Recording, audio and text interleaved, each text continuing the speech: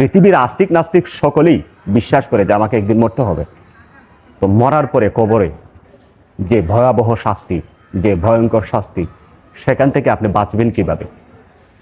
কবরের শাস্তি হয় মূলত দুটা কারণে। এক নাম্বার হচ্ছে আপনি যখন চুগলখুরি করবেন, গীবত করবেন, সমালোচনা করবেন, মানুষের ক্ষতি করবেন, মানুষের কল্যাণ চাইবেন না। আপনি যত বড় ইমানদার হন, আপনি যত বড় আমলি হয়ে থাকেন না কেন, কবরের শাস্তি আপনাকে পেতেই হবে, পাওয়াই লাগবে। সেজন্য আজকে থেকে, এখন থেকে আমরা কখনো গীবত করবো না, চুগলখুরি করবো না, সমালোচনা করবো না। এটা অত্যন্ত ভয়ঙ্কর পাপ। কবরের ভয়াবহ শাস্তি থেকে আমাদেরকে বাঁচার জন্য প্রথম ফর্মুলাটা আমরা মেনে চলবো। দ্বিতীয় ফর্মুলা হচ্ছে, নাফাকি থেকে যদি নিজেকে হেফাজত করার জন্য সতর্ক না থাকেন, আপনার কবরের শাস্তি হবেই হবে, কেউ ফিরাতে পারবে না। আপনার ঈমান এবং আমল